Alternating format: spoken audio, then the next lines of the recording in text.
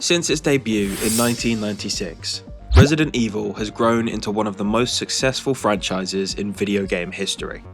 Over the decades, the series has sold more than 183 million copies worldwide, making it Capcom's best-selling franchise and the most successful horror game series ever created. In recent years, the series has experienced a major resurgence. RE7 and RE8, as you probably know, helped redefine the franchise for modern audiences. At the same time, we've been getting the beautiful remakes of earlier titles, and they have proven just as successful. Capcom has continued to build their momentum with the 9th mainline entry in the series. Resident Evil Requiem, baby. 2026's Game of the Year. Well, in my opinion at least. But we all know that title's probably going to go to GTA 6.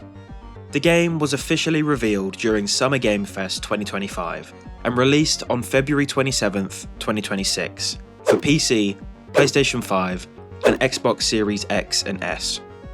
Resident Evil Requiem is directed by Koshi Nakanishi, who previously directed Resi 7, you know, the one that shot Resident Evil back into the main spotlight, but Resi 9 aims to return to that more traditional survival horror structure, placing emphasis on exploration, puzzle solving, resource management, and slower, tension-driven pacing. And yeah, it 100% does do that. The story itself revisits one of the most important locations in the series' history, Raccoon City, the site of the catastrophic outbreak that defined the early Resident Evil games. But by this point in the timeline, it's been massively blown up. The narrative introduces a new protagonist, Grace Ashcroft, an FBI technical analyst who becomes involved in an investigation tied to lingering mysteries surrounding the city's destruction. As the story unfolds, the game explores the long shadow left behind by the Raccoon City incident and the secrets that may still remain buried within its ruins.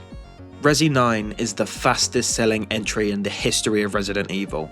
This bad boy has sold over 5 million copies already. Not only that, but those 5 million copies were sold in the first 4 days. These numbers also reflect a broader shift in Capcom's strategy over the past decade, whilst also expanding its reach across both consoles and PC platforms. In fact, Capcom has reported that around half of its total game sales now come from PC, proving the growing importance of this platform for the company's future. They've also started developing for the Switch too, further proving how much reach they have. Before I get into anything, if you have any interest in playing Resi 9, I beg you, please do before watching this video. It's so good, and spoiling it would suck, even if you've not played any of the other games. Okay, so for the rest of you who didn't click off to go play the game, or don't care about spoilers, I hope you're ready for a story filled to the brim with trauma.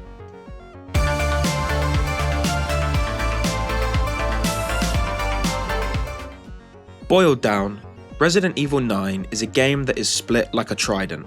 On one prong we have Run, rabbit, run, run, run.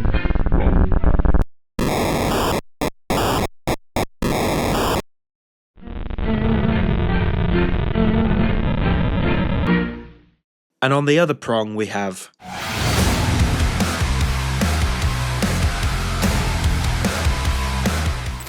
but in the middle prong, we have this.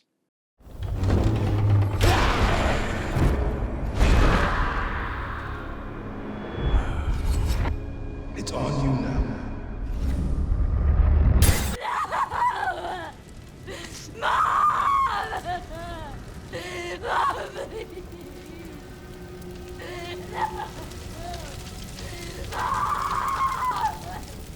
But I'm getting ahead of myself here. So let's start from the beginning. The game opens with the most in-your-face title card you've probably ever seen, and immediately we're following a very important man.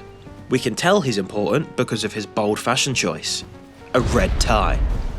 He does a little Grace, Grace, Grace, which scares the absolute shit out of her.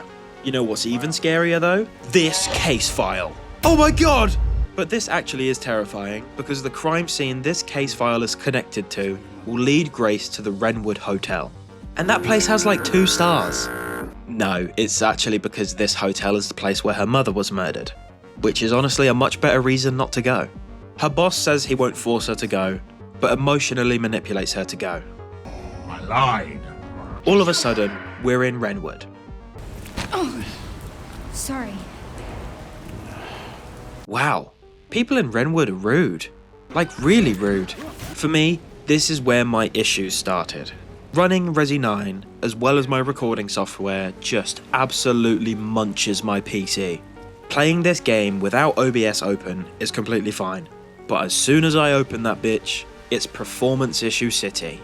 Thankfully, it didn't ruin the game for me, or all of my recordings, but I will apologise in advance for this bullshit. Grace Ashcroft, FBI, I need you to step aside and let me in. This seems like the perfect place to explain some context, so here we go.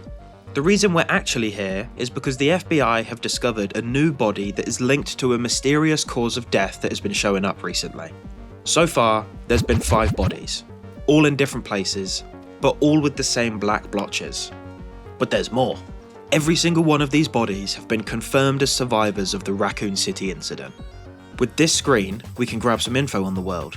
For starters, the lockdown of the city has been extended to 2040, and they're not even starting to rebuild it yet.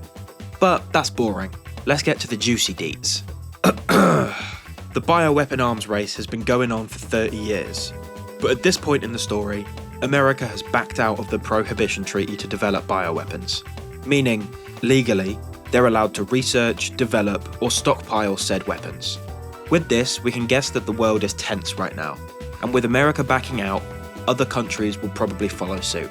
Because no country wants to be the one left behind in an arms race, especially not one like this. Oh shit, okay, Grace is going into the building. What's the situation, Grace? Yeah, fuck this. Why do we have to be here? Oh, right, yeah, it's your job. Okay, fine. Well, that's disgusting. Grace, please don't put your hand in there. We're not playing Silent Hill. Ooh, what's that? What, No. No. No.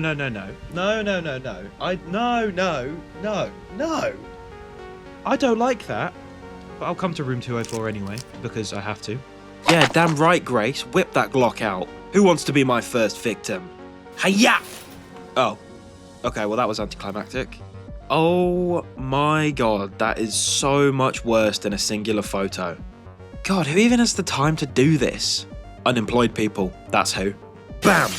It's 8 years ago now, which would make it 2018. Which would mean 2018 was 8 years ago. Which would mean that we're all about to die of old age. Anyway, we finally get to meet Grace's mum, Alyssa. Wait, 8 years ago, and we're in the Renwood Hotel. Does that mean... Ah, yeah, okay, I suppose it does mean that. But I'm getting ahead of myself. Some chud calls the hotel room and asks for Miss Ashcroft. Once Grace says, yes, this is she, they hang up. And then... Uh-oh, that can't be good. Oh, it's like that, is it? Mum, why are you skitzing out? Ah, an old white man! Nah, he's big chilling. He owns this place and he just wants to get the lights back on. Hopefully nothing bad happens.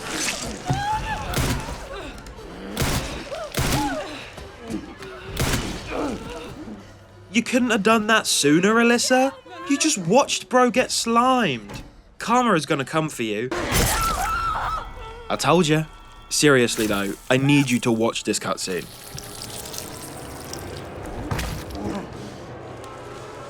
Thank you.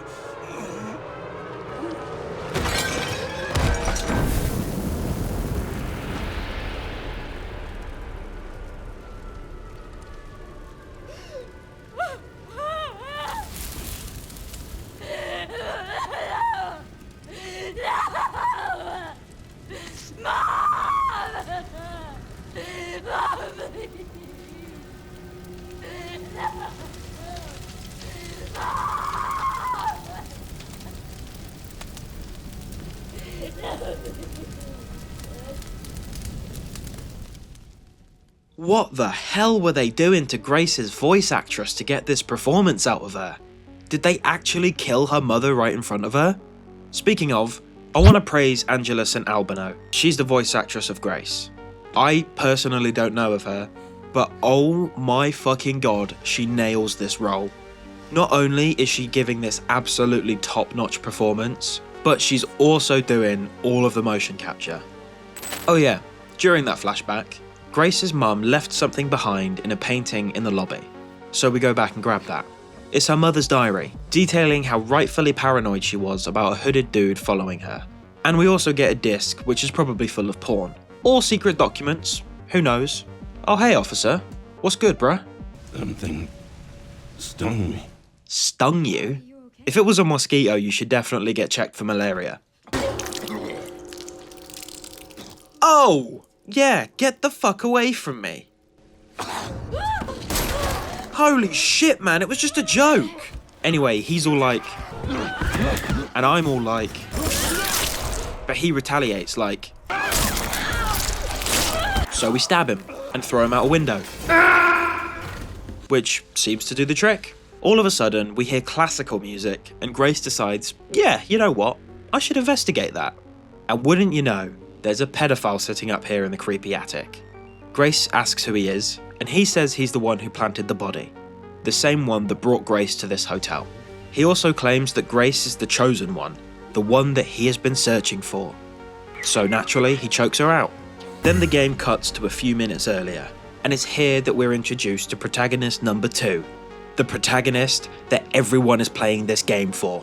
Motherfucking Leon Kennedy.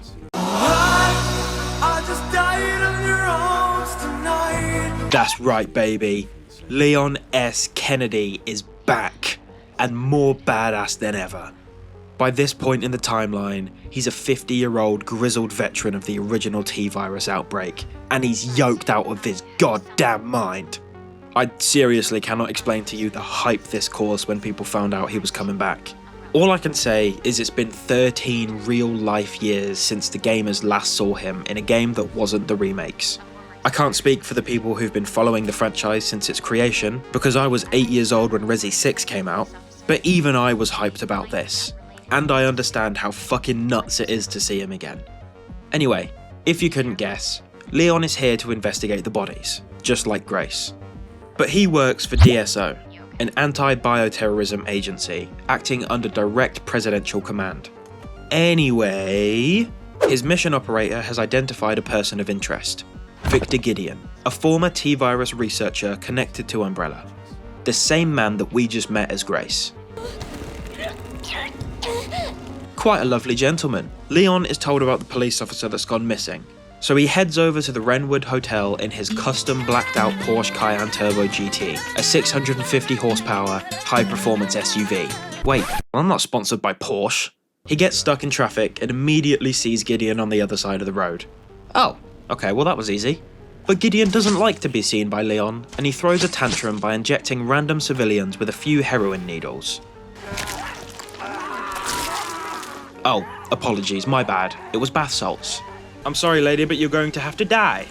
Oh shit. Oh shit. Bitch! Yes! Who's scared now, motherfucker? Not me. Yeah, so this is the other half of the gameplay I mentioned earlier. The ridiculously fun RE4 to 6 action gameplay. This is what makes this game super duper extra special. It splits the game into the 2 definitive versions of Resident Evil that modern audiences know. The insane and cheesy third-person gameplay we got before the resurgence of the franchise, and the new, back-to-proper horror first-person gameplay of Resi 7 and 8. This alone should make it a candidate for Game of the Year. Leon is also decked out with one of the biggest revolvers you've ever seen. The Requiem. Oh, that's the title of the game! And because of all this fun, we lose Victor. And then bam! We're back to Grace, who is now transformed into a bat. Oh, never mind, she's just been tied up like that. No matter. Oh, yes.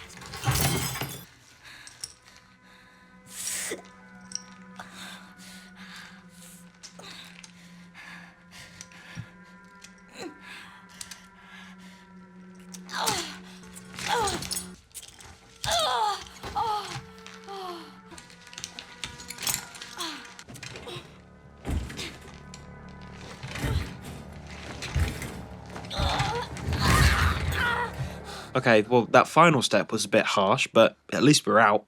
From here, we're free to explore this small section of the care centre. Ah shit, there's no power. Key, door, lighter, Fire. Ooh, a book. Uh-huh. Shadow Ghost. Okay, good stuff. Oh, okay. No, okay, she doesn't like light. Oh, wow, okay, she's watching from the shadows. Wow, that is a horrible book to have in a place like this. Okay, I thought that was a thing. Oh! Fuck you! Oh, it's just a lamp. And that's why you don't make people nervous. Oh, you fucking... Oh, it's not fair! Oh, wow, that's much worse than a lamp. I spoke too soon. Ooh, a coin. Thankfully, I can hide in this really small hiding spot that barely conceals me. Yeah, that's right. Buzz off. With her gone, we're free to pilfer the toolbox she was guarding and claim this screwdriver as our own. Give me this fuse right now. Oh, was this yours? Well, fuck you, I'm out. Oh my god, I'm so sorry. It was a joke, it was a joke!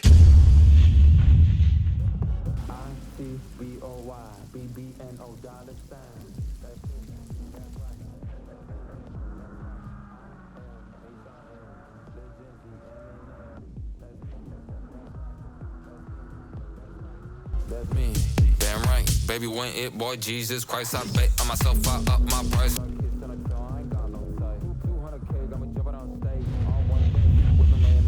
Damn, this place is real nice. Mr. Kennedy.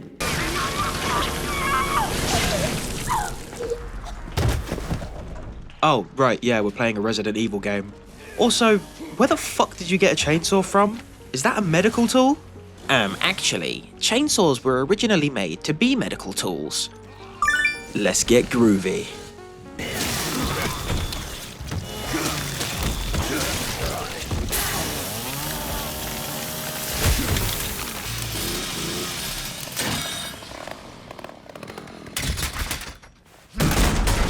Just after getting out of the room, Leon sees Grace being mollywopped by the monster, and he's all like, "Ma'am, calm down. Calm down, ma'am. Just calm down." I might have overdone it. The two finally meet. Leon's all like, "Leon Kennedy, DSO." And Grace is all like, I'm with the FBI. The bars come down on the door, so Leon's all like, "Hey, take this gun that's half the size of you." And then immediately attempts to slime Victor. He doesn't succeed. Man, that DILF only gave us one bullet. I appreciate the gun, Leon, but you may as well have just given me a brick. Ooh, a creepy basement. I hope there's nothing horrible down here. There's a blind little girl trapped in a cage. Okay, right. Hi, what's your name? You know what? It's probably best I don't interact with you too much. I don't want to be a Minecraft YouTuber. Actually though, we do find out that there was two little girls, but one of them has seemingly escaped. Good for her. See, even this guy wants me to leave. Fine, I'll go. The guy mysteriously dies, which I had absolutely nothing to do with, I promise. But we do get his West Wing keycard, so I'm glad he died?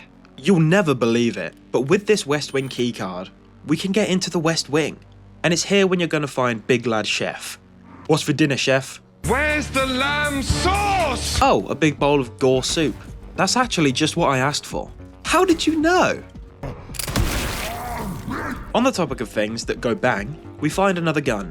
And two guns are certainly better than one. Grace, how fucking strong are you? Is this why Victor wanted to kidnap you? If he can harness the power of fucking She-Hulk, he would be...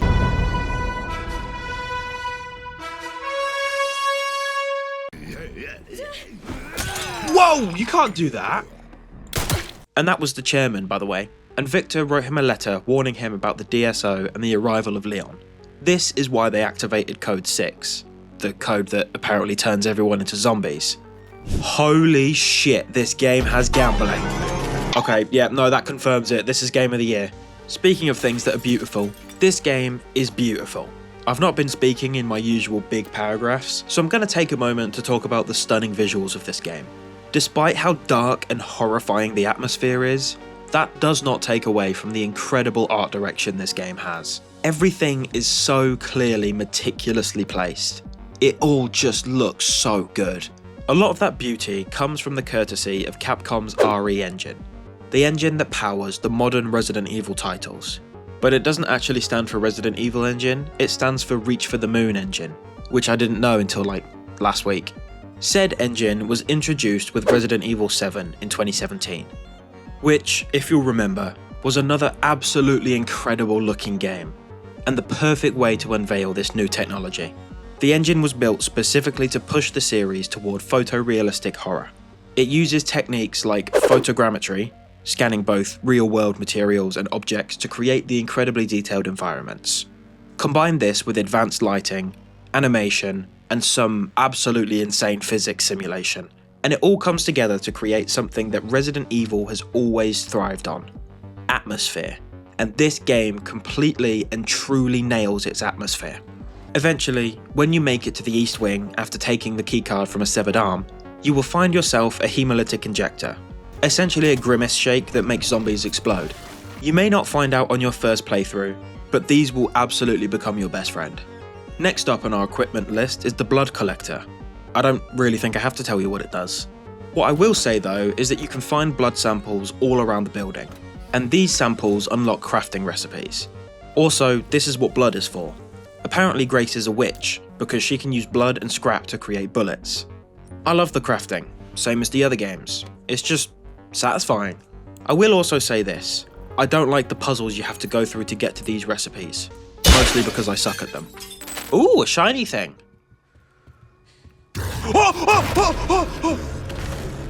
What the fuck is that? What the fuck is that? What the fuck is that? That big-boned motherfucker is Chunk, pretty much a constant threat in this part of the clinic, until he randomly disappears later. He is killable, however, I did not try that in my first playthrough, because even though I'm a great gamer, I didn't really want to risk being eaten alive by the fat boy. Eventually, after much investigation, I managed to figure out the code for this really bizarre cabinet. I mean, who even buys something like this? Just get a safe. Absolutely worth it though, because we acquire the first of 3 quartz cubes needed to get out of this godforsaken place. It turns out though, you can just figure this puzzle out by drawing in this notebook.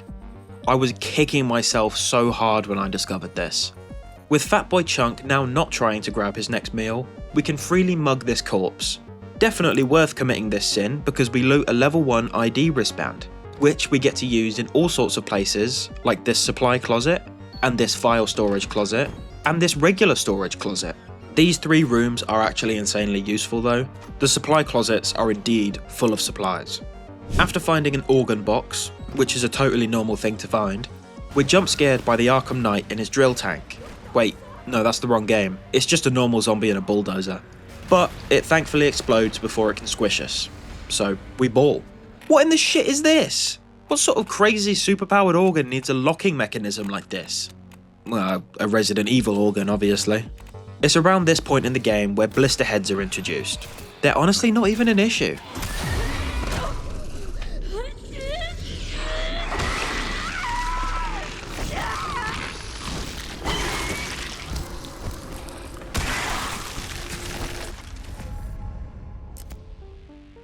Ooh, acid. I love things that can melt things. This is needed for another one of those cabinets, by the way. But going to that cabinet triggers another confrontation with Victor. He's all like, by the way Grace, I run this bitch. You're in my house. And Grace is all like, dude, like I give a shit. Why did you kidnap me? But he reframes it more like liberation. Yeah, right, liberating me from my fucking cozy desk job life where I could just sit and cry about my mum. Great, thanks. Let's turn it up a notch though. Victor explains that Grace is extremely unique, specifically to a project that he's working on called Elpis, and suggests that through her, the project can be set free. When Grace demands to know why she's involved, Gideon creepily states that his master is responsible for making her who she is, implying that her origin story is tied to some larger conspiracy. Victor then announces that Phase 2 of his plan is about to begin, as the game cuts to the isolation ward. Which can't be good. Phase 2s never are. So Grace is like, nah, I'm out. She does something genius and opens the door but doesn't run through it. Instead, she hides behind a cabinet and it completely tricks Victor. See ya, Victor, you stupid prick. There we go, the lock is no more. And there's quartz number 2. We also get the cheat sheet to unlock the organ box. I didn't notice it the first time, but the notebook that comes from this cabinet is Spencer's, as in Oswald E. Spencer, as in the Spencer Mansion from the first game, and one of the founders of Umbrella. If you're a fan, you already knew this, but not everyone knows this stuff, so shut up and let me explain things. So, for all of you who don't know, Spencer has been prominent in other games, not just his mansion from the first one, and this notebook was written in the past. It serves as the original research notes that this clinic was built for. Anyway, this notebook details a theory that a mutated T-virus strain can be used to control someone's memories and will. He believes this research shall serve as a guiding light for all humanity. He notes how, in rare instances, repeated mutations of the T-virus can trigger an abnormal reaction in an infected person's body, leading to changes in their blood.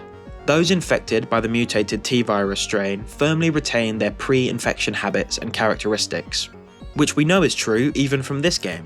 Think about the chef still preparing food. There's also a few maids who try to still rigorously clean the place. But moving on, we stick the pair of semi-organic, semi-mechanical lungs into the science experiment in the medical room, which sounds disgusting. Unfortunately though, we also need a heart, which is in cold storage, the door that Grace somehow ripped the wheel off. Fortunately though, we found a spanner a little while ago, which perfectly fits the wheel nub. And boom, we're in, and we have our hands on the artificial heart.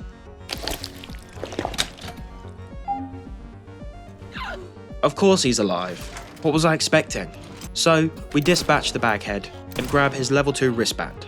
Yes, this was all for a wristband. And yes, Grace easily could have just cut the wrist strap in order to get to the band. But where's the fun in that?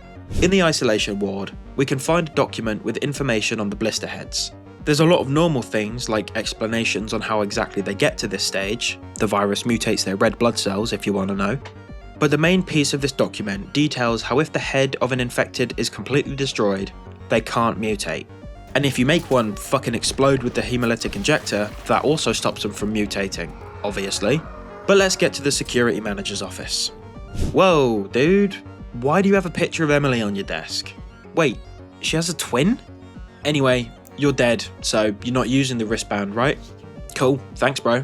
So we head straight back over to Emily and use our newly acquired wristband to break her out. Did I mention her name was Emily? I don't actually remember. Anyway, we've brought her into the office that we just got the wristband from because there's another one of those weird cabinets. But this one doesn't have images, just braille. So, Emily is going to get the quartz for us whilst we defend her from an army of homeless people. Blammo! I did it, Emily. I killed them all. Hey, you found the quartz. Good job. Right, let's get out.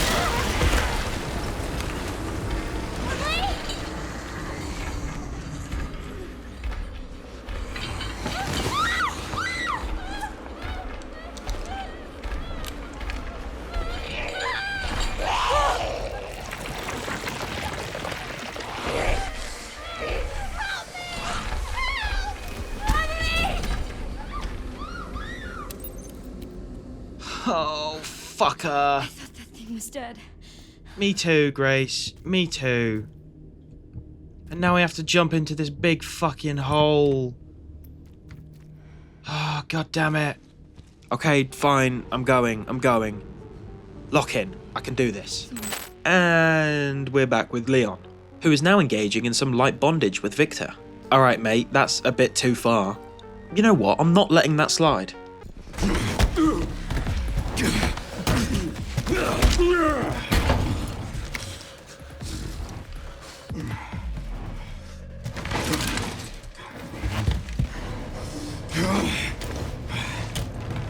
You're a dead man walking. How is such a tall guy so slippery?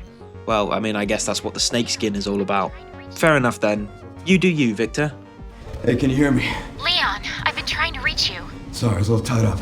During our foreplay with Victor, he did allude to knowing a lot more about this entire situation than Leon. He claims the answer to Leon's disease is here, but we don't know anything yet, so we're just going to head to Victor's office for now. I've not mentioned it yet, but yes, Leon is infected. He's infected with the T-virus, and we can assume that he has been since surviving Raccoon City. None of the previous games have established this, but, I mean, come on.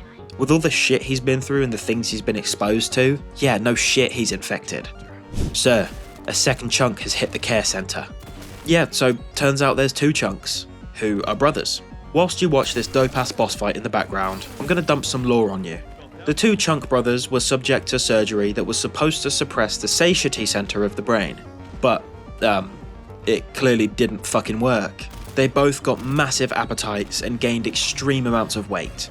One of the brothers began eating everything he could get his hands on, even infusion pumps and pacemakers, while his brother, the one we're fighting now, had a specific taste for human flesh, as all good monsters do. But what this surgery didn't do was make him invincible. So after many, many bullets, and a few chops to the head, he begins straight up melting before... Sorry. But I'm not on the menu. I am so convinced that Capcom took some influence from Little Nightmares to create the Chunk brothers. I mean, extremely fat, driven completely by stuffing their faces, pretty similar to the chef and or the rich patrons from that game if you ask me. Which reminds me, I should really make a video on the Little Nightmare games. After a little exploring, we smack a button which allows us to jump down into the chairman's office. I love this bit so much. Being able to explore the same area but as Leon is actually awesome. The zombies you killed as Grace stay dead, which is a detail that other games could take note of. But as for overall exploration, there's not really much else to do other than open cabinets only Leon can open. I mean, feel free to aura farm on some leftover zombies. Eventually, we enter a crime scene. The crime being the murder of my fucking frames. We find a hidden lever behind a painting, but this triggers your usual, door actually very slow and now you must kill many enemy before you can go through. Okay, right, let's get going then.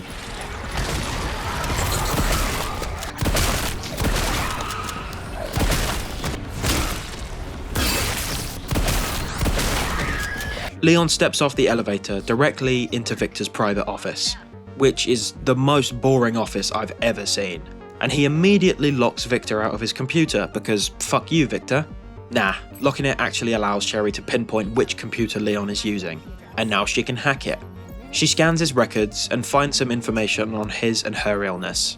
Yes, Sherry is also infected. This information confirms it's T-virus. But like, obviously, what were you thinking it was? COVID? We do some more digging, and see Elpis mentioned again, and an image of Grace. Speaking of that little scamp, the game cuts back to her as she falls into the hole the girl made. Oh wow. What a lovely place to be in a horror game. I can't wait to explore this hellish area. Eventually we do stumble upon Emily, being held in prison by the girl. Although, she has made it kinda cozy. There's candles all over the place, and she does also have a bed, so it could be worse. By the looks of it, the girl cares about Emily. Using her FBI skills, Grace realizes that if she provides power to this section of the mine, she can unlock the cells. So that's our plan. Shouldn't be too hard, we just need to grab 3 massive batteries. This section is actually pretty good. It's very brain orientated, and by that I mean you have to use it. I mean, yeah, the other puzzles and stuff in this game you also have to use your brain for, but the puzzle for this section is the whole section. To get the 3 batteries, you need to figure out how exactly you're going to get them, because they're all in different areas, which, once taken out, will lock that area down. So you have to go around and figure out how exactly to get to each area without needing to use the main doors, and which ones you can unplug while still being let into the areas you need. Oh yeah, and you're also being stalked by the girl, and there's normal zombies hanging around as well. There's some really cool stuff going on here, but I don't want to take up too much time, so I'll talk about just this one. At one point during your hunt, you will find yourself in a massive meat grinder. This part is so stressful, but it's fucking awesome. Eventually we do get back to Emily, so Grace is back to mother mode for now. With Emily in hand, we speed over to the elevator, dodging all kinds of horrors. But of course, the girl is like, nah, you're actually not getting away. But Grace insists that they must leave this place, so she uses her magneto powers to drop the elevator on the girl's hand. Yep, that's certainly her hand. I do want to point out that this cutscene is really sweet. Emily clearly feels safe around Grace, and I think this is the point where Grace fully commits to saving Emily no matter the cost. It's also at this point where Grace actually asks Emily if she wants to leave with her. She does, obviously. Why would she want to stay locked in a cage when she can be adopted? We find a helicopter immediately after we step outside, and are introduced to the laziest geezer ever called Harry. Harry's boss left the keys for the helicopter in the house that's 5 feet away. Harry's been here for hours and hasn't bothered to go looking for them, blaming his laziness on his leg that's all fucked up. Christ, fine, I'll go get the keys. You just stay here and do fuck all whilst I'll do everything in my power to return with all my limbs still attached. Okay, Emily, I'm just gonna leave you alone with this stranger who could easily be lying about the keys. Please don't get kidnapped. I can't be bothered to deal with a situation like that. I really thought Harry was in on it the first time I played the game. He comes off just so creepy. He's literally like, oh, my leg is messed up, but the keys are inside of that creepy house that has no zombies in it.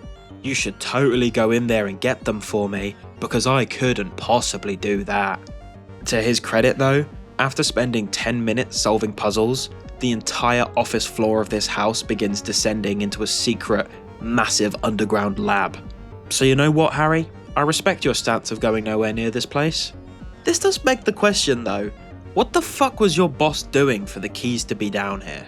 Very quickly, we discover the most evil looking room in maybe the entire franchise. I mean, come on. There's absolutely nothing good going on in here. You could tell me the cure to cancer is being developed in here and I would just say no. This place is where you research how to make super aids. But here's the helicopter keys, so let's get out of the super aids lab. It just couldn't be that easy though, could it? Because we run into Victor again. This time, talking on the phone to someone called Zeno about how he's confirmed that Grace is the one they've been searching for. He says that if all goes to plan, Elpis will finally be in their hands, once again painting Grace as this chosen one. But we still have no idea what that means. I've done it. I've done it.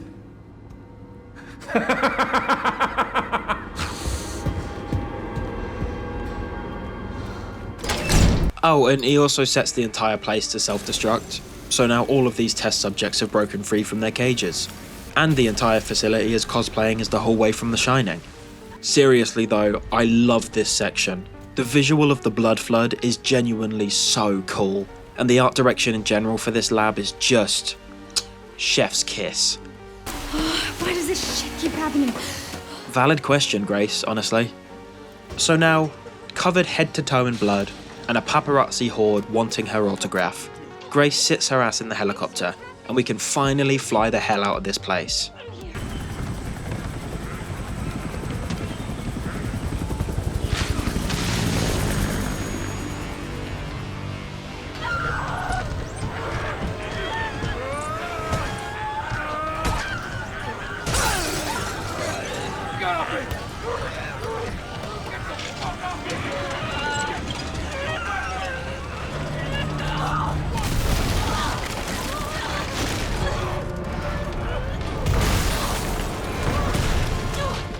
Obviously, it wasn't going to be that easy. When has anyone ever successfully escaped via helicopter in horror media? Oh wait, no, they did that in Resident Evil 3. Okay, ignore me. Considering it's a whole-ass helicopter crash, Leon overhears all the commotion, so he grabs the nearby, conveniently placed sniper rifle and defends Grace as she attempts to break down the most reinforced doors on the planet. Seriously, whoever made these doors needs a fucking raise. Right, let's do this shit, Leon. The pair finally reconnect, and Leon gets to meet Emily, who has a hole in her chest and is about to die. I forgot to mention that bit. It happened during the helicopter crash. As they head to the exit though, the zombies tell us that they would also like to say hello to Emily. But Leon knows better than to let them wake a sleeping child, so he stays behind to teach the zombies some manners. The door leads Grace and Emily to the worst place you would ever want to be with someone with an open wound. But in a world with zombie viruses, maybe tetanus isn't so bad. Unfortunately, the pair reach a dead end just as the girl comes into the room, so Grace carefully places Emily down and locks in so Mother can go kill the scary monster. Unfortunately, and not surprisingly, there's not enough power to open the sunroof all the way, so we of course have to do a set of 3 identical tasks to turn the power back on, all whilst avoiding the girl and trying not to shit our pants. Oh, fuck. Just die already. You tell her, Grace. Thankfully, it's not long after that until Grace's wish does come true. She opens the skylight, pops a few shots off into the girl's face, and then that bitch melts until she looks like liquid caramel.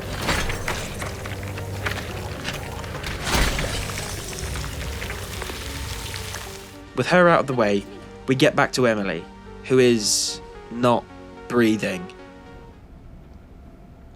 Emily? Oh no! Wake up! Come on! Oh no! Oh, Emily! 1, 2, 3, 4, 5, 6, 7, 8, 9, 10, 11, 12, 13, 14, 15, 16, 17, 18, 19, 20, 21, 22, 23, 24, 25, 26, 27, 28, 29, 30. Oh, come on, Emily. 1, 2, 3, 4. Wake up, Emily!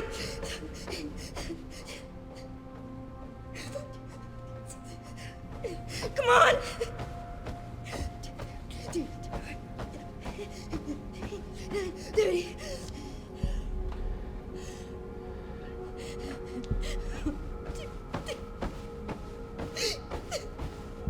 Come on!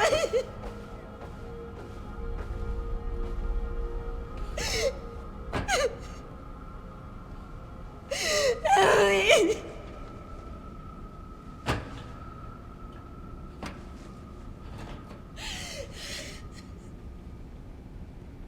I failed you.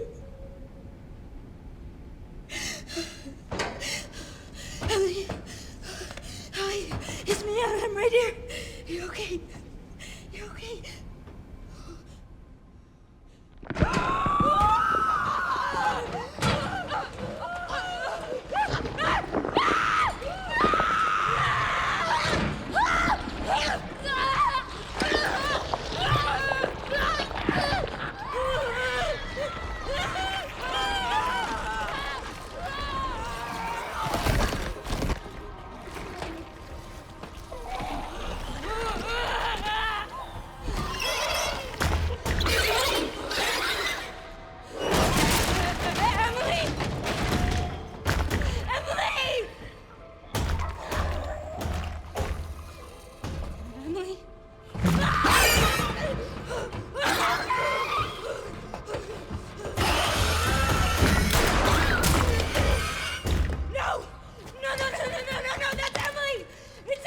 Sorry.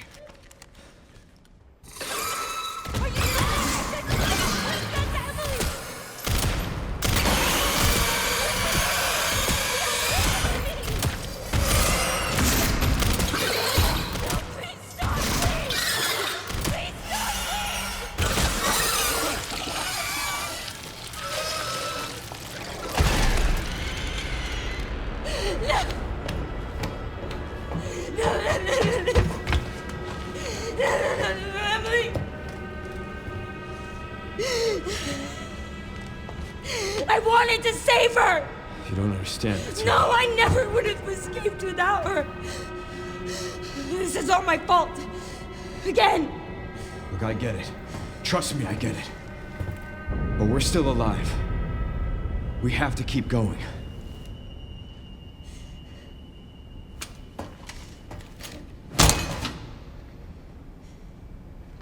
No. Grace. Holy shit, man. That was absolutely horrible. I told you this game is all about trauma. Oh, and now Leon is also spitting up blood. So I think it's safe to say that his death virus might be getting a little deathy. I'm not really sure where Grace is planning on walking to, but I suppose she made a good decision? I mean, yes, because she gets to leave, but no, because she walks right back into Victor. Not only him, but also...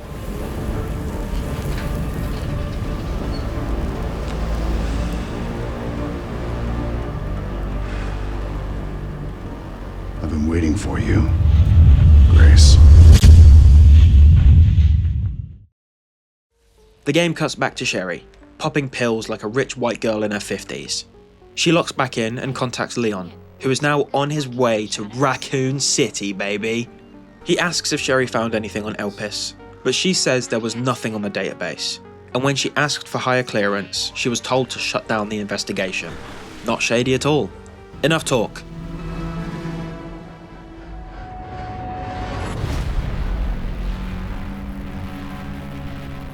Fuck yes. This will be the chunk of the game that I talk about the most. It's Raccoon City. I'm gunst to talk about the raccoon. For starters, holy shit, it's so good to be back. I mean, it's horrible for Leon, or the PTSD I can't even imagine. But for me, the gamer without the trauma, this is awesome. Secondly, this is the first and only time in the game where we play as Leon for a massive chunk of the game, so it's double special. Okay, so I immediately take back everything I say. Are those massive cobwebs? Yeah, okay, that's exactly what I was afraid of.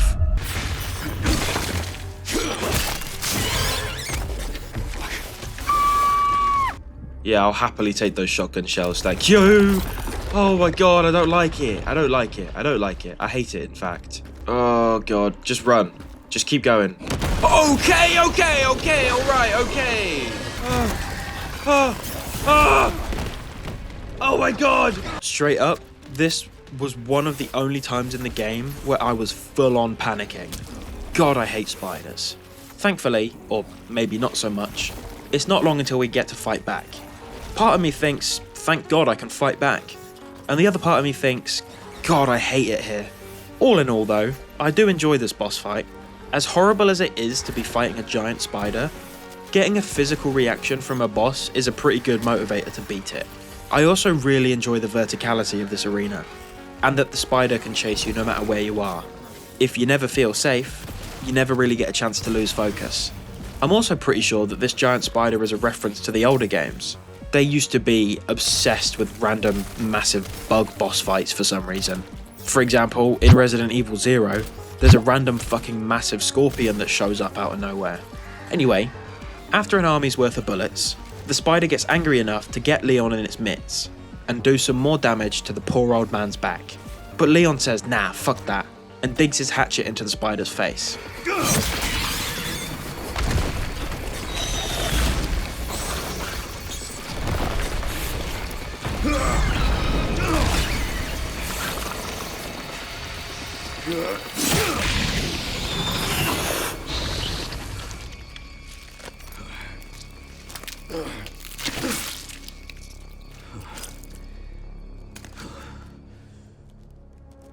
Oh, I miss our Raccoon City hospitality.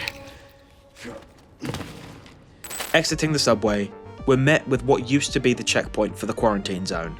Investigating closer, Leon notices a C4 charge ready to blow the gate wide open. Unfortunately, it's been disassembled for some reason, and even more confusing is that the 3 parts we need to fix it are dotted all around this part of the city. So it's time for another scavenger mission. Restoring power to this little camp set up by the BSAA, we approach their computer, which has been left unlocked. So Leon hacks their shit, but doing so triggers an alarm which Victor and Zeno can see, so they know exactly where he is in the city. I'm sure that won't come back to bite us in the ass. Because the power to this tent is back, we can now save, and we get access to a wristband that gives us points for killing enemies.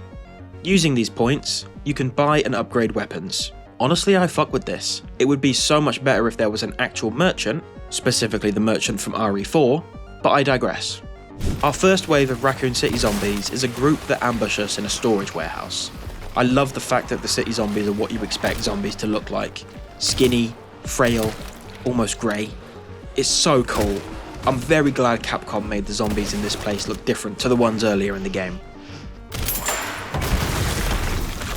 Honestly, I'm just a fan of everything to do with this section. Standalone, it's one of the most well-made and best-feeling third-person games I've ever played. Nakey Jakey pointed out that it feels very much like The Last of Us 2, and now that I've heard someone say that, I have to agree. And I think that's why it feels so good. There's just more weight to everything, and Leon/the guns control so well.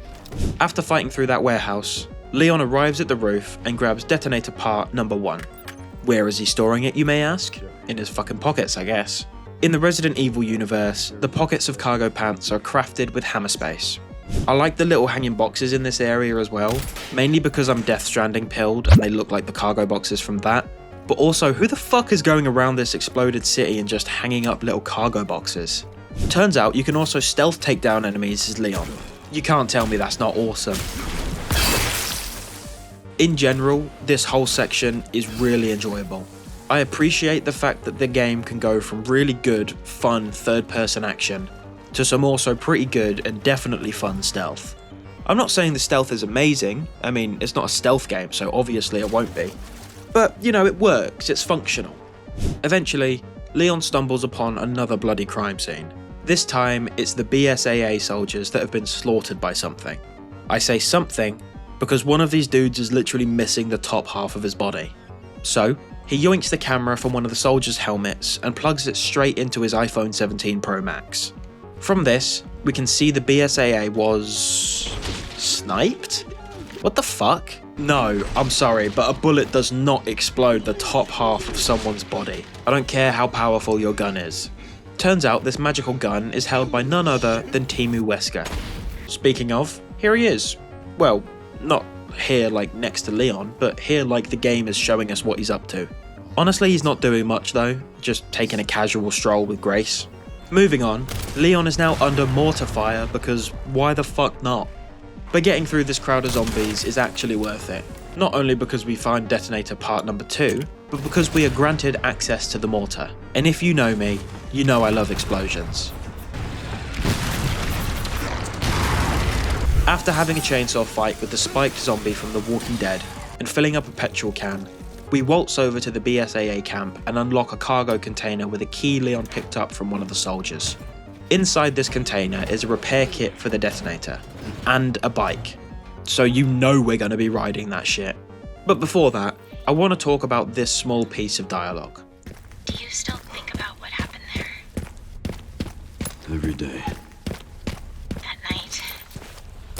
I was just a kid, scared and confused. I imagine Grace must feel the same right now.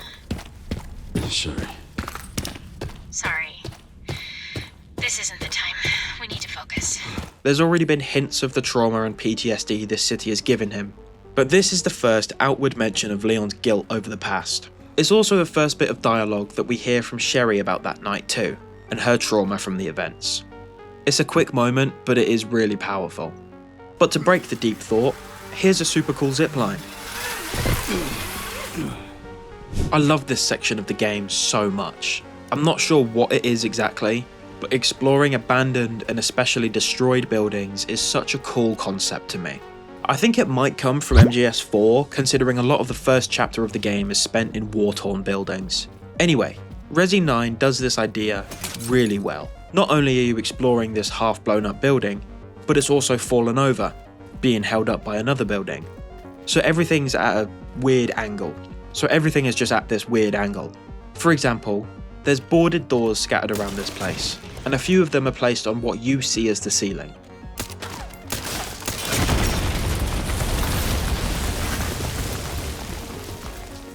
Or another example would be the section when you're walking up the elevator shaft. The game does a great job with this environment and makes it completely unique in this way instead of having it just be another regular section. But that leads me to the point I want to make. This game does an amazing job in making every area unique. I can remember so many individual areas and moments of this game, instead of something like Call of Duty where everything just kind of merges into one memory. I'm not going to harp on it too much because everyone talks about it, but the section when you're walking on the windows and can shoot out the glass is awesome. Definitely didn't need a tutorial pop-up for it though. And at the end of this section lies detonator part number 3. Now we can blow some shit up.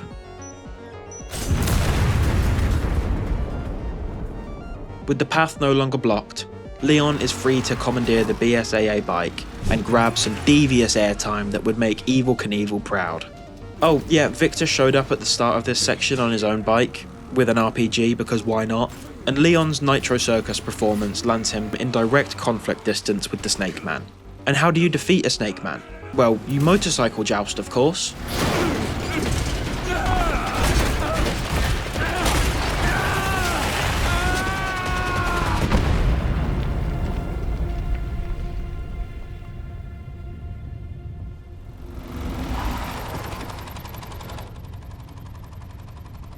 Should've worn a helmet.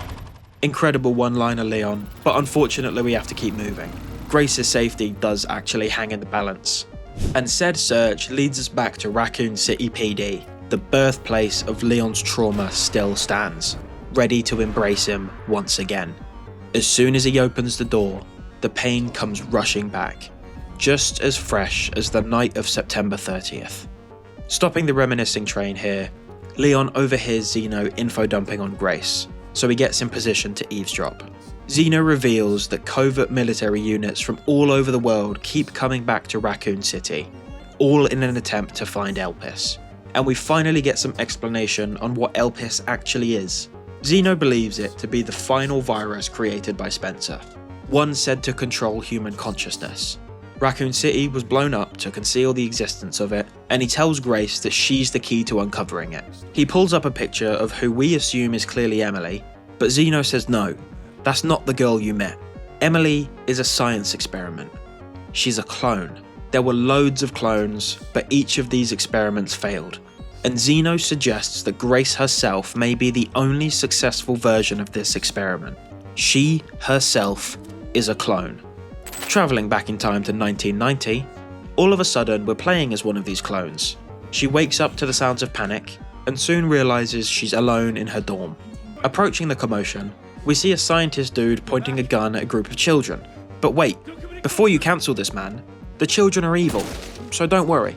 The kids have gone feral, or turned evil, or something. The game doesn't really explain it, they've just gone bad because of the experiments. As for the section itself, it doesn't really mean anything for the wider story. You just run around hiding from children, and eventually make it to the underground umbrella facility. You do see a few of the cloned fetuses, but then a doctor stabs the kid you're playing as, and she's knocked out, presumably sent back to testing. Or they killed her, who knows. Back to present day. Zeno, thinking him and Victor have the original girl, claims she can unlock Elpis in the super double secret underground facility called ARC. And all of this information makes Grace have a panic-induced freakout. Again, going back to this game's themes of trauma. Anyway, here's Mr. X. I'd show you the badass punch that Leon tanks, but my fucking shitty performance won't let me. From this point, your objective is to just get the hell out of this place. And I love it. I honestly think this is the perfect thing to do gameplay-wise to make you feel like you're truly back in 1998. You're in the RPD, as Leon, being stalked by Mr. X. Like, dude, what the fuck? That's so cool. He also uses the tail rotor of the crashed helicopter from the second game at one point to try and smush you. Hell yeah, dude. After escaping, we come across the most powerful scene in the game, which I'm not going to say anything, I'm just going to let it play out.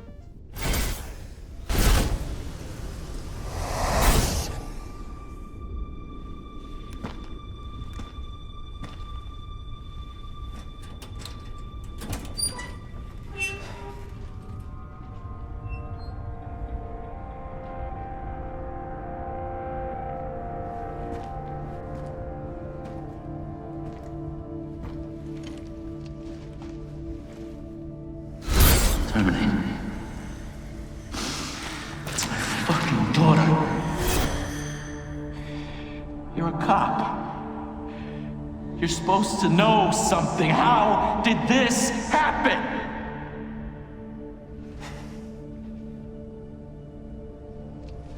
Those fucking things outside. What they did to us.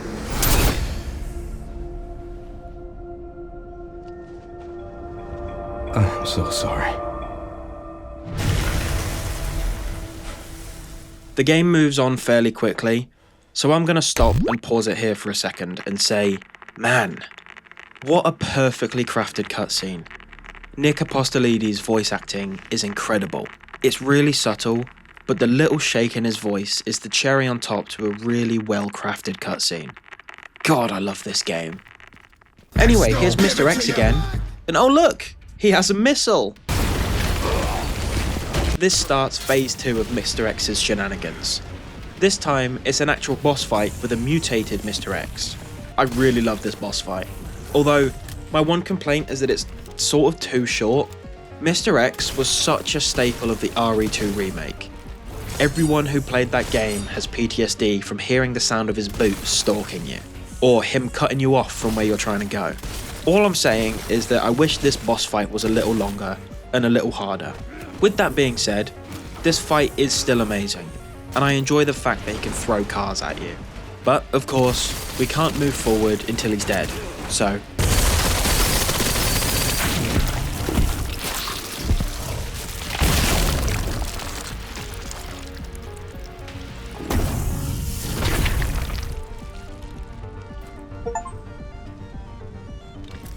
I'll stop you as many times as I have to. And now we're free to head towards the orphanage. Oh, yeah, we're going to the orphanage because that's where Ark is. I didn't mention it, but when you played as Chloe, that little clone girl, it was in the orphanage, the same one from Resident Evil 2. Not long after going underground, we're forced into a very rickety train car hanging precariously over a death gap. Said train also has a goddamn root problem. Literally. The roots are of the infected tree from Resi 2. And this will be your gameplay loop for a while. A lot of fast attacks from evil flowers. Oh yeah, and then the train falls down the hole. But I mean, what were you expecting? Down into the absolute pits of hell we go. I mean, look at this shit. There's no way we're not entering some sort of evil dimension right now. What makes that more clear is when the actual zombie tree shows up and now we have to fight it. But actually the fight isn't too bad. You just shoot the obvious places to shoot until the tree is vanquished. With the flower plucked, we can finally enter Ark via the unnecessarily large door. Immediately we enter a room that will clearly become an arena very shortly, although it is worth noting because at the back of this room is another room, and this new room is a security room, meaning that we can see what part of the facility Zeno and Grace are in. It's the central refining system, by the way. And oh look! That room turned into an arena. I absolutely love that the game switches up for a moment to be humans versus humans.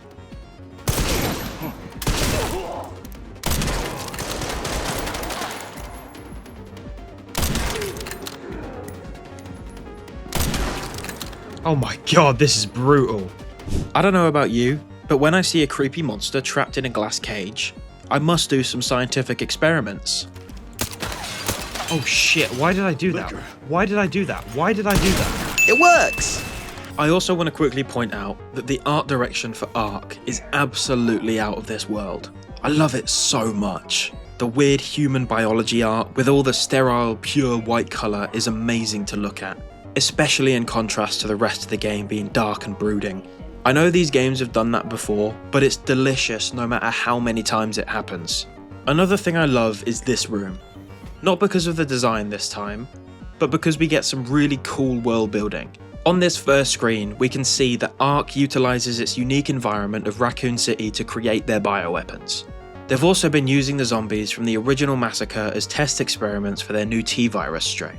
But the main thing that everyone enjoys about these screens is the fact that they tell us exactly how much some of the bioweapons cost. For example, the Garmir strain of the Cerberus dogs are sold for $30 million. The Lickers, $14 million. That goddamn tree, $100 million. Mr. X, the Tyrant, $120 million. And finally, motherfucking Nemesis, with the price labelled as negotiable. Next up on the list of absolutely awesome shit is this mofo. If you know Resident Evil, then you freaked out when he showed up. But if you don't, this is Hunk, the fourth survivor from Raccoon City. Everyone loves Hunk. He's a badass, and he proves that instantly by throwing himself and Leon through a pane of glass.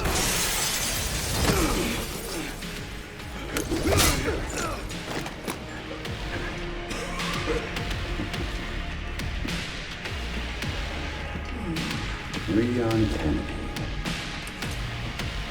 We finally meet. The fight itself, though, is pretty short-lived. However, it does force you to use your axe and your parries, which does switch up the gameplay a little bit, which is nice. You literally can't shoot him. Apparently he can dodge bullets like Neo. It, again, doesn't last long enough though. I wanted to feel like I was at the end of my rope, but Leon just slimes the survivor pretty quickly. Honestly though, if anyone was to do it, it would be Leon. It's a fitting death for Hunk because no one else would have been able to take him down. And even Leon says he was a worthy adversary, which is a massive compliment coming from him. His body also disappears if you come back into this room at a later time, which doesn't happen to a single other body in the game, so this probably won't be the last we see of Hunk. Anyway, Leon finally catches up back to Grace and Zeno. Grace, this is where we are. Yes, Zeno, it is. He's still trying to spiel to Grace about how she's the key and all that shit, but he also tells her that if one single incorrect password is input into the console, Elpis will be destroyed. And she's just supposed to know it. But enough of this shit. Let's get this party started.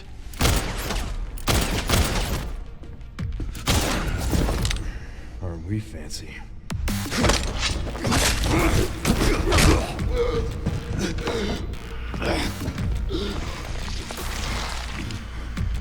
Dude, that was wicked. You're nowhere near as cool as Wesker, but good job, Zeno, that was dope.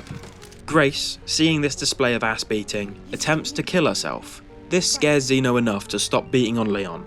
For now, at least. So Leon takes this opportunity to shoot down a metal arm, and the pair jump on it and catch a ride down. As soon as they reach the bottom, they're all like, now we just need to get back up there. You did not think that plan through. Oh, shit. Okay, Leon's dead. Good luck, Grace. Nah, don't worry, he's fine. Well, as fine as he can be, I guess. He tells Grace all about his STD, and she asks why he would even come here if he was so sick. Raccoon City was where it all began for me. When it all happened, I couldn't make a difference. So I am here now. You can't deny that's a good reason, Grace. I'm gonna destroy Elvis. I'm coming with you. No, you're not. I don't want any more regrets. Whatever it takes, count me in.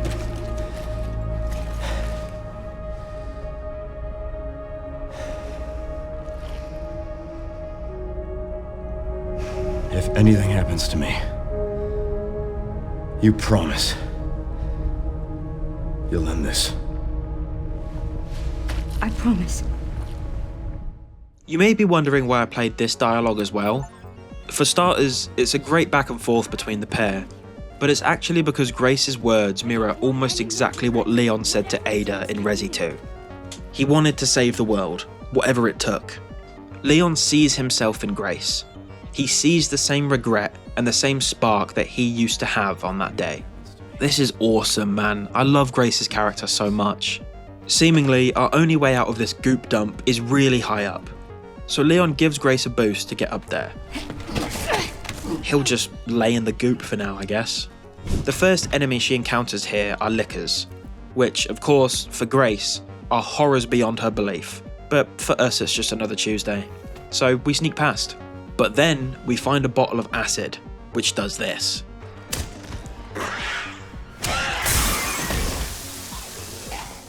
We did all that exploration to find a key, by the way. And this key turns on the power to this section, which lets Leon out of the goop pit. Unfortunately though, it doesn't lead him back to us, which did disappoint me a little because I wanted some cool team-up gameplay. After a lot of very tense sneaking around, we find a white ball and a red ball, and these balls give us access to the back computer, which is pasted with stuff about Grace. All of a sudden, we're reminded about the disc that we found at the beginning of the game. 8 hours later, we can finally see the payoff for finding it. Putting the disc in and hitting play on the file, we're granted viewership of an interview between Alyssa, our mum, and motherfucking Oswell E. Spencer, the co-founder of Umbrella. She asks Spencer if he feels the choices he made in his past have contributed to his present, and he says yes. But I say, what sort of shitty question is that? That's literally how life works. And then Spencer says, I need a break. So they stop the interview, and Grace is left to browse the files. So whilst she does that, let's see what Leon is up to. You're not looking so hot, Leon. Are you sure you can do this? Yeah. Let's get this over with. Alright man, if you say so. Eventually he arrives at the door to the Elpis room, but he's really not doing well. So whilst he's dealing with that, we cut back to Grace, who is still watching YouTube videos. We get back-to-back Alyssa interviews with Spencer after their refreshment break. She asks him what kind of legacy he wants to leave behind, and Spencer replies, slightly dodging the question, and says his research unleashed disaster upon the world, just as Pandora's box did. But Alyssa somehow knows about Elpis and brings that up. Elpis is the name of the goddess of hope. I haven't mentioned that until now because it's important to the story. Spencer retorts that it's a blind hope. Humans cannot predict when death comes for them, which is why they have hope. He admits he was wrong, and he's now plagued by guilt. Guilt because of his previous actions. He now knows happiness cannot be achieved at the expense of others. I mean, I think most normal people know that, Spencer, but you do you. An assistant then brings in a baby and hands them to Spencer. Alyssa fairly assumes that this baby is one of his test subjects, but he says no. This child is Spencer's blind hope. He took the child in, hoping this would help him atone. He tells Alyssa that the child is perfectly normal, just an average child needing a home. Then asks Alyssa if she wants to hold the baby. Okay.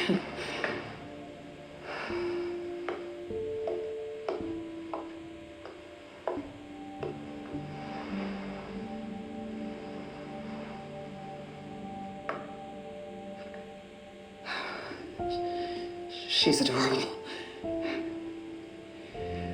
What's her name? Grace. Grace.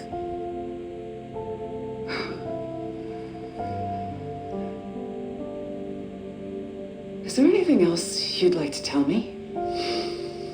I've said my piece. I only hope it serves as a requiem for those who have passed. So yeah, Grace isn't special. Grace is just a baby that was adopted by Spencer for no other reason than to help him atone. Meaning Grace has no special powers, no special blood. Zeno and Victor were both wrong about her being a chosen one. They were wrong about her being a clone. She's just a regular person that just so happens to look similar to the clones. On that massive bombshell, Grace notices Leon on the verge of death over the CCTV, and so she rushes over to him. This is her chance to do something. Thankfully, he's not dead, which we can all be happy about. I was just resting my eyes. The pair open the door to the Elpis chamber, and Zeno is still standing there. So again, I ask, what was the point of dangerously falling to the bottom of the pit? Grace tells Zeno that she'll only input the password if he lets Leon live, which he actually agrees to. So, Grace heads towards the console, and the game actually gives you the choice. Do you want to release Elpis or destroy it? Me, being the intellectual I am, decides to let Elpis out. I can't lie, I didn't actually know for sure if this was the good or bad choice, but at the time I did have a feeling it would be a fake out, so I figured fuck it, why not? So Zeno injects himself with what could easily just be syphilis, spits out a cringy line, and proves that I did indeed make the correct decision. Grace explains to Zeno how Elpis isn't what he thinks it is. She's not special, not key, and Spencer wanted to make amends.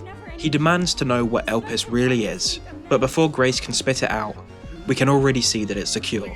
Zeno himself has been cured of his T-virus infection. Grace then spends way too long fucking talking and thinking instead of just injecting Leon as well. So long in fact that Victor shows up again, because if you don't see a body, the character isn't dead. Victor takes a moment to glaze Spencer, insult Zeno, and then chop his fucking head off with his new mutated arm. Grace finally injects Leon with the cure, so now he's as happy as he can be, whilst the entire building begins to self-destruct. All three of them then fall into the bottom layer of the chamber, which is where the final boss fight of the game will take place with the mutated Victor. I know you know I'm gonna say I love this boss fight, because I've enjoyed all the other ones, but it is really fun. It's definitely the most challenging, but that's not to say it's hard. They're all fundamentally easy, but this one is just epic. Victor's design is great, and his new moveset is pretty friggin' cool. He occasionally does this charge up move, which is very Super Saiyan of him. Anyway, he goes down eventually, by actually falling further down the chamber. But that's just not enough, is it? Because if you've forgotten, this is a Resident Evil game. We can't have a boss fight without a massively overgrown, beautifully disgusting monstrosity. Victor has turned into a motherfucking nemesis, and now we have to fight him like this. I honestly couldn't be more happy with the final boss. Again, it's not very challenging, at least not on normal difficulty, and the spectacle isn't the same as something like God of War, of course. But man, oh man, I am in love with this final boss. I love horror so much. It gives so much creative freedom to the people who have incredible minds. As for the fight itself, it's just a big, glowing weak spot shooter. Shoot all his glowing weak points until he's stunned, then shoot a shit ton more. Rinse and repeat until you get grabbed and are allowed to witness something that is like a God of War scene.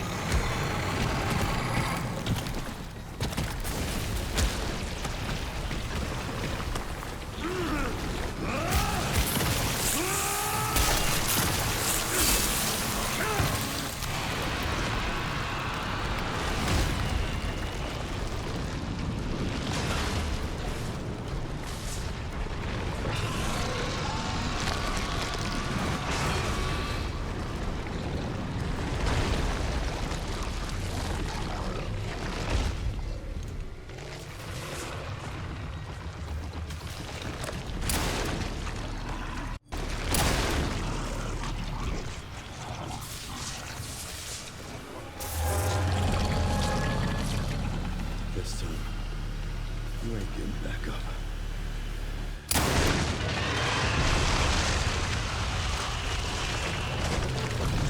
Come on, man. How can you not think this game is peak? Leon finds Grace, somehow not dead from the massive fall. Victor stabbed her, by the way, that's why she's bleeding. Thankfully, she does wake up, meaning we've not lost either of our protagonists, which I am very pleased with. She quickly notices that there's no way out for either of them. They're trapped down here, and the place is still collapsing. So with all hope lost, Leon sits beside Grace, refusing to leave her.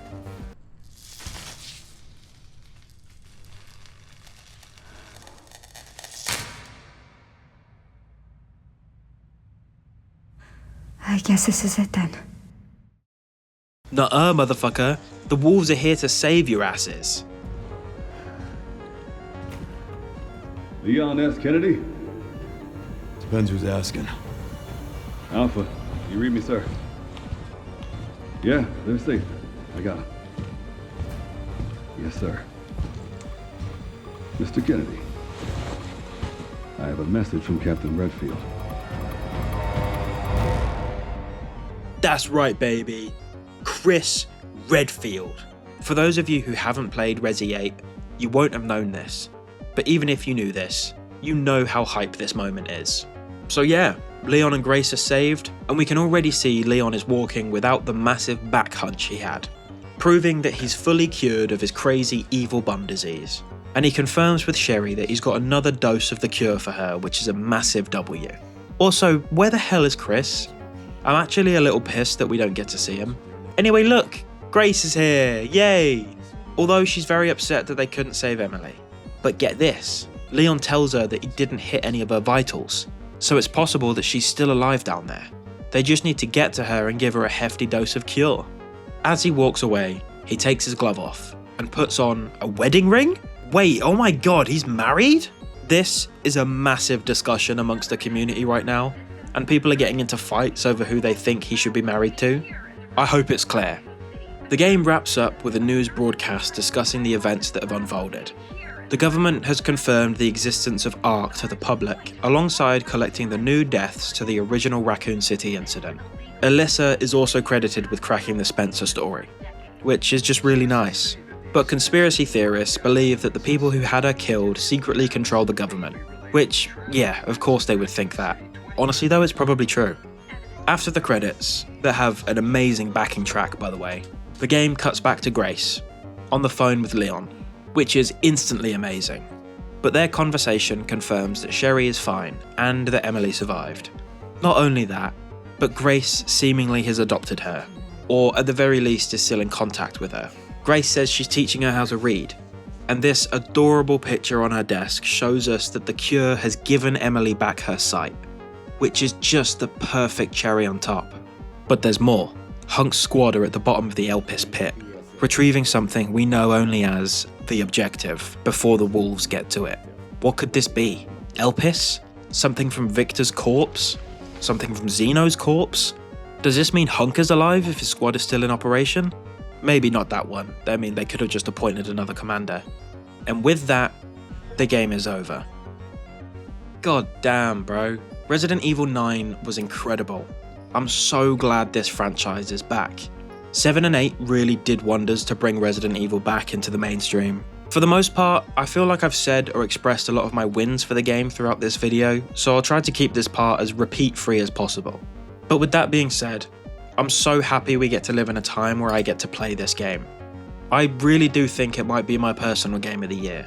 It's just so well crafted. The story is great and deep, the characters are the same in that regard, and we got a really, really good new protagonist with Grace. She's so real. She's terrified just as anyone else would be in this situation, but she pushes forward. Mainly because we as the player force her to, but that's not the point.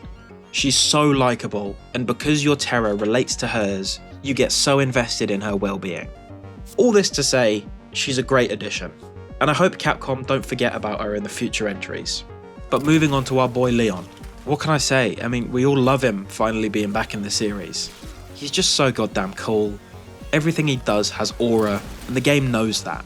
Capcom knew exactly what they were doing with Leon.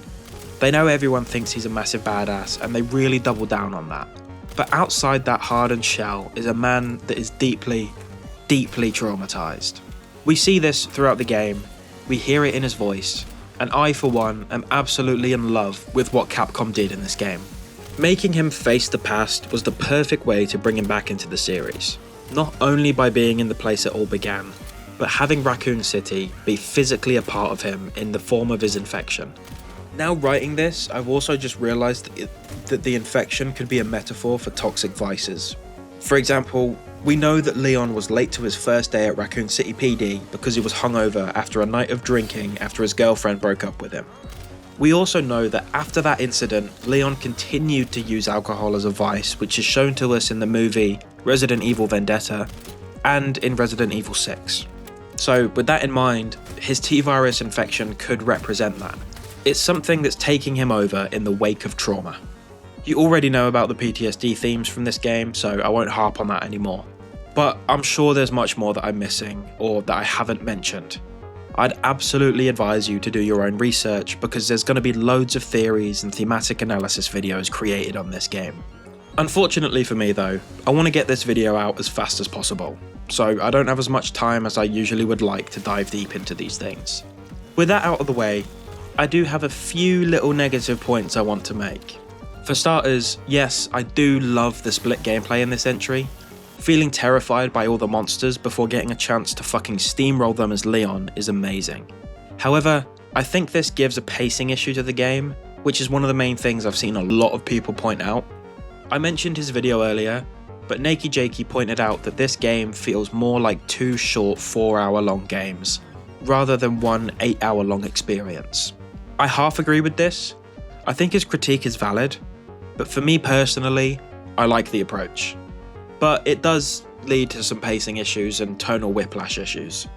I loved the section of the care centre where you play as Leon, because you get to go through what was a horrifying area as someone who just does not give a shit and steamrolls all the enemies you were too scared to face. And I just wish the game had more moments of that.